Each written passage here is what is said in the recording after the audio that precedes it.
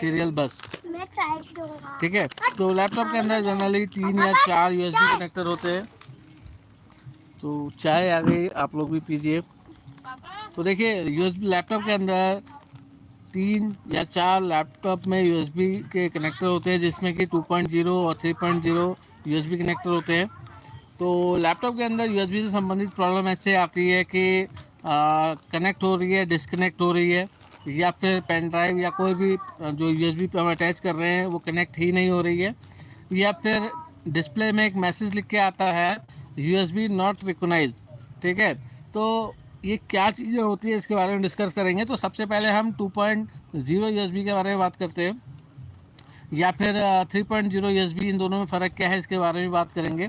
तो देखिए अगर आपके लैपटॉप में कोई भी यूएसबी पोर्ट काम नहीं कर रहा है या सिंगल यूएसबी पोर्ट काम नहीं कर रहा है, सबसे पहला काम आपको ये है करना है कि जो आपका यूएसबी कनेक्टर है वो उसका फिजिकली ओके होना ज़रूरी है। अगर मान लीजिए कनेक्टर हमारा डैमेज है तो फिर वही फॉल्ट है ना। लेकिन अगर वो ठीक है तो सबसे पहले आप बायो सेटिंग के अंदर जाएँ। अगर बायो सेटिंग के अंदर यूएसबी डिसेबल हो रखी है तो उसको इनेबल करने से आपकी प्रॉब्लम मुक्त हो जाएगी। ये बेसिक चीज़ें हैं, करना पड़ता है। देखिए अगर चिप लेवल पे आपको काम करना है तो एकदम थोड़ी ना आप कोई ऐसी उतार दोगे। सबसे पहले आपको बेसिक चीज़ों को फॉलो करना चाहिए।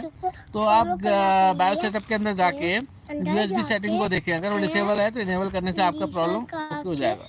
यदि वहाँ पे यूएसबी का ऑप्शन इनेबल है तब आपने क्या करना है, लैपटॉप को खोलना है और सबसे पहले जो 2.0 यूएसबी पोर्ट होता है, अगर हम मान के चलें उसको रिपेयर करना है, तो उसके अंदर 4 पिनें होती हैं, जिसमें एक पिन हमारी 5 वोल्ट पॉजिटिव की होती है, दूसरा हमारा D-, तीसरा हमारा D+, और जो चौथा होता है वो ग्राउंड की पिन होती है।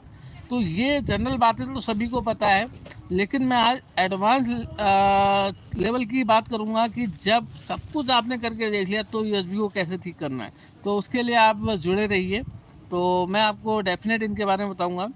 तो देखिए सबसे पहले हमने देखना है कि हमारे यूएसबी कनेक्टर में 5 वोल्ट आ रहा है कि नहीं आ रहा है। ये 5 वोल्ट यूएसबी कनेक्टर के जस्ट पास में एक आईसी लगी होगी।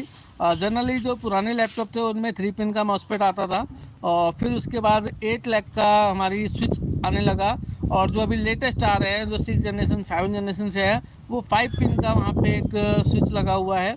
तो सबसे पहले जब आप मदरबोर्ड को पकड़ें तो आप इन चीज़ों को नोटिस करिए कि कौन से सेक्शन के पास क्या क्या चीज़ें कंपलसरी होती हैं, ठीक है। बहुत शानदार चाय बनी है दोस्तों। अभी मैं पहाड़ में आया हूँ और नैनीताल अगर बात करूँ तो नैनीताल में हूँ।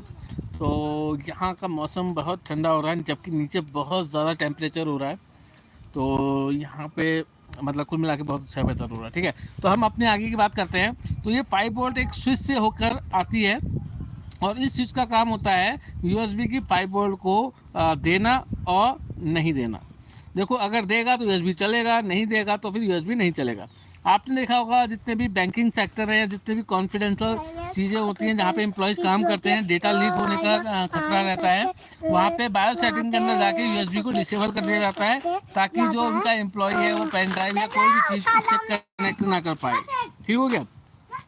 तो ये आईसी का काम यही है कि जब हम बायो सेटिंग से डिसेबल कर देंगे तो आईओ के द्वारा इस आईसी को इनेबल सिग्नल नहीं जाएगा, जिसकी वजह से ऑफ हो जाएगी और यूएसबी को 5 वोल्ट नहीं मिलेगी। ठीक हो गया। तो ये हो गया। अब बात आती है कि अगर हमारे लैपटॉप में यूएसबी का जो पोर्ट है वो काम नहीं कर रहा है तो उसके लिए हमने क्या क्या चीज़ें चेक करनी है। तो सबसे पहले 5 वोल्ट चेक करना है, और पास में लगा एक आपको 6.3 वोल्ट का कैपेसिटर दिख जाएगा जो सिलेंडर कैपेसिटर है। जस्ट उसके पास में आपको 8 लैक की एक आईसी, चुप हो जाओ, देखो ये बालक कैसे परेशान कर रहा है, दिखाता हूं मैं आपको।